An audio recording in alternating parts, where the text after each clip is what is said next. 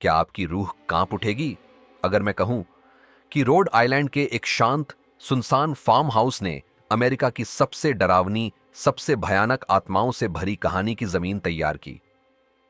क्या आप यकीन करेंगे कि एक 7 सदस्यीय परिवार ने वहां करीब 10 साल तक लगातार हर पल खौफ का सामना किया? और हॉलीवुड ने जो दिखाया वो असली कहानी का बस एक छोटा सा, धुंधला सा हिस्सा था।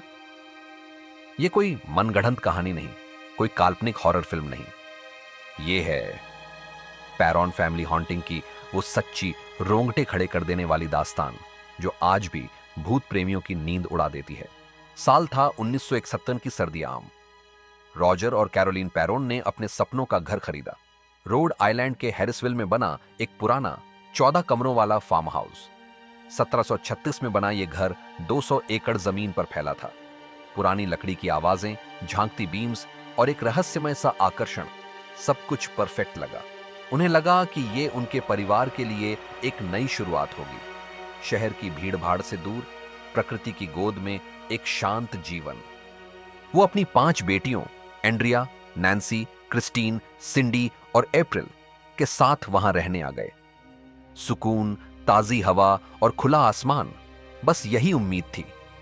उन्हें नहीं पता था कि इस घर की दीवारों में सदियों का दर्द, गुस्सा और एक भयानक अतीत छिपा था। एक ऐसा अतीत जो उन्हें कभी चैन से जीने नहीं देगा। लेकिन पहले ही दिन कुछ अजीब लगा। अभी सामान भी ठीक से नहीं खोला था कि पास के गांव का एक बूढ़ा आदमी मिलने आया। उसकी आंखें गहरी थीं, आवाज में एक अजीब सी गंभीरता थी। उसने पैरोन परिवार को देखा, फिर घर की ओर इशारा करते हुए धीमी, डरावनी आवाज में कहा, रात में लाइट्स ऑन रखना बेटा, अच्छा रहेगा। पैरोन परिवार ने उसकी बात को हल्की हंसी में टाल दिया। इसे एक बूढ़े आदमी की सनक समझा। उन्हें क्या पता था कि यह सिर्फ एक चेतावनी नहीं, बल्कि आने वाले भयानक तूफान का पहला संकेत था। जल्द ही वो हंसी एक ठंडी, डरावनी चीख में बदल गई। शुरुआत छोटी चीजों से हुई, इतनी छोटी कि उन्हें नजरअंदाज करना आसान था। घड़ियां बंद हो जाती, हर बार सुबह 3:07 पर, जैसे कोई अदृश्य शक्ति समय को रोकना चाहती हो। झाड़ू गायब हो जाती और अजीब जगहों पर मिलती, कभी छत पर तो कभी बेसमेंट में। दरवाजे अपने आप खुलते और बंद होते, कभी कभी इतनी तेजी से कि पूरा घर कांप उठता। और हर रात एक ही आवाज आती, ठक ठक ठक। दीवारों के अंदर से कोई लगातार दस्तक देता, जैसे कोई कैद हो और बाहर निकलने की कोशिश कर रहा हो। ये आवाजें इतनी नियमित थीं कि परिवार को लगने लगा था कि ये घर का ही हिस्सा है, पर उनके मन में एक अनजाना डर बैठता जा रहा था। फिर सब कुछ और डरावना होने लगा। छोटी छोटी घटनाएं अब भयानक अनुभवों में बदल रही थीं।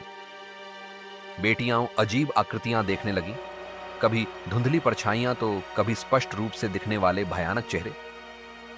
एक बेटी ने कहा कि उसने अपने कमरे में एक लंबी औरत को देखा, जिसके सिर पर बोरा था और जो चुपचाप खड़ी थी। उसकी आंखों की जगह सिर्फ खाली अंधेरा था।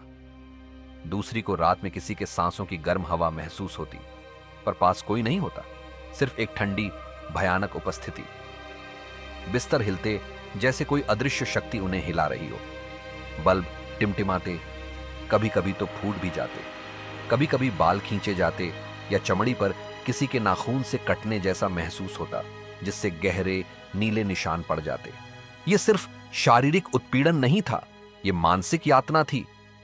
परिवार के हर सदस्य को लगता था कि वे अकेले नहीं हैं, कि कोई उन्हें लगातार देख रहा है, उनके हर कदम पर नजर रख रहा है। घर की हवा भारी हो गई थी, हर कोने में एक अजीब सी उदासी और डर का माहौल था। बच्चों को रात में सोने में डर लगता था, वे एक दूसरे के पास चिपक कर सोते थे, लेकिन फिर भी उन्हें लगता था कि कोई अदृश्य हाथ उन्हें छू रहा है, कोई ठंडी सांस उनके कानों में फुसफुसा रही है। सबसे ज्यादा शिकार बनी कैरोलिन मां। उन्हें सुबह नीले निशानों के साथ उठना पड़ता, जिनका कोई कारण नहीं होता। ये निशान कभी कभी इतने गहरे होते कि लगता जैसे किसी ने उन्हें बुरी तरह नोचा हो। चीजें उड़कर कमरे में गिरती, कभी कभी तो सीधे उनके ऊपर। उन्हें लगातार थकान महसूस होती, वे कमजोर होती गईं, जैसे कोई उनकी डर से ऊर्जा खींच रहा हो। उनकी आत्मा को निचोड़ रहा हो। कैरोलीन को लगता था कि कोई अदृश्य शक्ति उन्हें लगातार छू रही है, उनके शरीर में घुसने की कोशिश कर रही है। उन्हें अक्सर ठंडी हवा के झोंके महसूस होते, भले ही खिड़कियां बंद हों। कैरोलीन को रात में अजीबोगरीब सपने आते, जिनमें एक भयानक औरत उन्हें घूर रही होती, उनके बच्चों को नुकसान पहुंचाने की धमकी देती। दिन में भी उन्हें लगता था कि कोई उन्हें लगातार देख रहा है, उनकी हर हरकत पर नजर रख रहा है। उनकी मानसिक स्थिति बिगड़ती जा रही थी, वे चिड़चिड़ी और डरी हुई रहने लगी थीं। रॉजर ने उन्हें डॉक्टर को दिखाया, लेकिन कोई शारीरिक बीमारी नहीं मिली। डॉक्टर ने इसे तनाव का नतीजा बताया, लेकिन कैरोलीन जानती थी कि यह कुछ और था, कुछ बहुत ही भयानक और अलौकिक। उन्हें लगता था कि घर की सबसे शक्तिशाली आत्मा उन्हें ही निशाना बना रही है, उन्हें इस घर से भगाना चाहती है, या शायद इससे भी बुरा कुछ करना चाहती है। इलाके में चर्चाएं थीं। बातशीबा शेरमैन नाम की एक औरत की। 1800 के दशक में उसी जमीन पर वो रहती थी। कहा जाता है कि वो एक चुड़ैल थी, जिसने अपने नवजात बच्चे की बलि दी और बाद में खुद को पेड़ से लटकाकर मार डाला। स्थानीय लोग बताते थे कि बातशीबा एक दुष्ट आत्मा थी, जो बच्चों से नफरत करती थी और जो भी उसकी जमीन पर आता उसे शाप देती थी। उसकी आत्मा को कभी शांति नहीं मिली और वह आज भी अपनी जमीन पर भटकती है, नए शिकार की तलाश में। सच क्या था, यह कोई नहीं जानता, लेकिन पैरोन परिवार को लगता था कि बातशीबा की आत्मा अब भी वहीं है और वो चाहती थी कि कैरोलीन उस घर से चली जाए। उन्हें लगता था कि बातशीबा कैरोलीन को अपनी जगह पर देखना चाहती थी, उन्हें इस घर की नई मालकिन के रूप में स्वीकार नहीं कर पा रही थी। बातशीबा की कहानी ने परिवार के डर को और बढ़ा दिया, क्योंकि अब उनके पास एक नाम था, एक चेहरा था उस भयानक शक्ति का जो उन्हें सता रही थी। 1973 में जब हालात असहनीय हो गए, उन्होंने एड और लॉरेन वॉरेन को बुलाया, जाने माने पैरानॉर्मल इन्वेस्टिगेटर्स। एड एक अनुभवी डेमोनोलॉजिस्ट थे और लॉरेन एक शक्तिशाली माध्यम थी जो आत्माओं को देख और महसूस कर सकती थी। जैसे ही लॉरेन घर में दाखिल हुई, उन्होंने वहां एक भयानक और काला बल महसूस किया। उन्हें लगा जैसे घर की हर दीवार से, हर कोने से एक ठंडी, दुष्ट ऊर्जा निकल रही हो। उन्होंने तुरंत बता दिया कि यह सिर्फ एक आत्मा नहीं, बल्कि कई आत्माएं थीं और उनमें से एक बहुत ही शक्तिशाली और दुष्ट थी। वॉरेन्स का मानना था कि घर में कई आत्माएं थीं, कुछ अच्छी, कुछ तटस्थ, लेकिन बातशीबा सबसे ताकतवर और सबसे दुष्ट थी। लॉरेन ने बताया कि बातशीबा की आत्मा कैरोलीन को अपना निशाना बना रही थी, क्योंकि वह घर की मालकिन थी, ठीक वैसे ही जैसे बातशीबा कभी थी। बातशीबा कैरोलीन को इस घर से भगाना चाहती थी, या शायद उसे अपने वश में करके इस घर को हमेशा के लिए अपना बनाना चाहती थी। वॉरेन्स ने घर में कई अजीबोगरीब घटनाएं देखीं, जैसे चीजों का अपने आप हिलना, ठंडी हवा के झोंके और अजीबोगरीब आवाजें। उन्होंने महसूस किया कि घर में एक भयानक ऊर्जा का केंद्र था जो बेसमेंट में स्थित था। एक रात बेसमेंट में एक सेयांस रखा गया। वॉरेन्स ने परिवार को समझाया कि वे आत्माओं से संपर्क करने की कोशिश करेंगे ताकि उन्हें शांति मिल सके, लेकिन उन्हें यह भी पता था कि यह खतरनाक हो सकता है। बेसमेंट की हवा भारी थी, मोमबत्तियों की रोशनी में भी अंधेरा गहरा लग रहा था। जैसे ही रिचुअल शुरू हुआ, कैरोलीन की आंखें पलट गईं, उनका शरीर अकड़ गया और वो अजीब, अमानवीय भाषा बोलने लगी। उनकी आवाज बदल गई थी, वह गहरी और भयानक लग रही थी, जैसे कोई और उनके अंदर से बोल रहा हो। फिर उनकी कुर्सी हवा में उठी और वो जोर से जमीन पर फेंकी गई। बच्चे चिल्ला उठे। रॉजर ने अपनी पत्नी को बचाने की कोशिश की, लेकिन वह बेबस था। कैरोलीन का शरीर ऐंठ रहा था, उनके मुंह से झाग निकल रहा था और उनकी आंखें पूरी तरह से सफेद हो गई थीं। वॉरेन्स ने तुरंत एक्सॉर्सिज्म शुरू किया, लेकिन बातशीबा की शक्ति इतनी ज्यादा थी कि वे उसे पूरी तरह से नियंत्रित नहीं कर पा रहे थे। रॉजर, जो इस सब से डरा और गुस्से में था, ने वॉरेन्स को तुरंत घर छोड़ने को कहा। वह अपनी पत्नी को इस भयानक यातना से और नहीं गुजरने देना चाहता था। वॉरेंस चले गए, लेकिन आत्माएं वहां से नहीं गईं। हालांकि सब कुछ झेलने के बावजूद पैरॉन परिवार 9 साल और वहीं रहा। पैसों की कमी थी, वे उस घर को बेच नहीं सकते थे और कोई भी उसे खरीदने को तैयार नहीं था, क्योंकि उसकी भयानक कहानियां पूरे इलाके में फैल चुकी थीं। धीरे धीरे उन्होंने कुछ आत्माओं को पहचानना शुरू कर दिया और कुछ को नाम भी दे दिया। कुछ आत्माएं बच्चों के साथ खेलती थीं, जैसे एक छोटी लड़की जिसका नाम प्रूडेंस था और एक बूढ़ा आदमी जिसका नाम बेन था। लेकिन डर, वो कभी पूरी तरह गया नहीं। बादशीबा की उपस्थिति हमेशा बनी रहती थी, एक ठंडी भयानक छाया की तरह जो पूरे घर पर छाई रहती थी।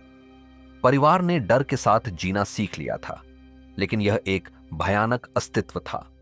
हर रात उन्हें डर लगता था कि क्या होगा, कौन सी नई भयानक घटना उन्हें झेलनी पड़ेगी। बच्चों को रात में अकेले बाथरूम जाने में डर लगता था।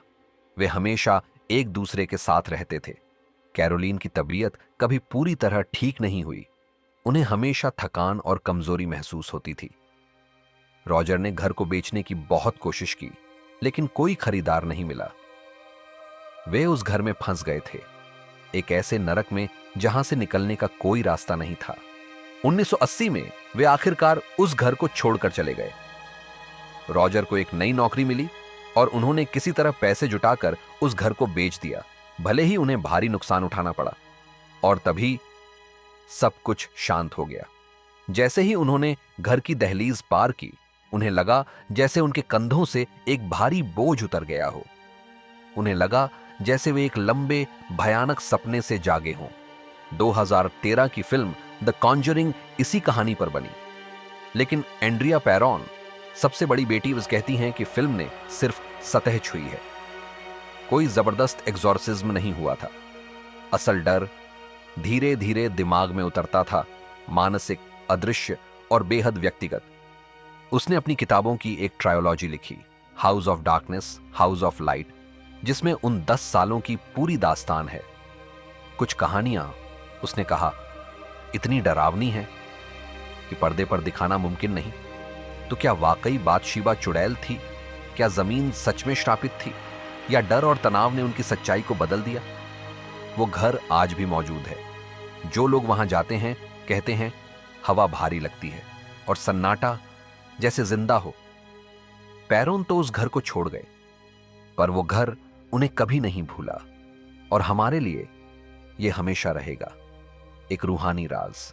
क्या आप भी उन रूहानी रहस्यों को जानने की हिम्मत रखते हैं जो हमारी दुनिया में छिपे हैं?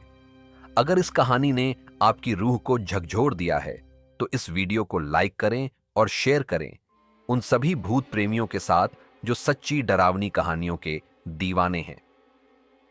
कमेंट में हमें बताएं कि पैरोन परिवार की कौन सी घटना ने आपको सबसे ज्यादा डराया।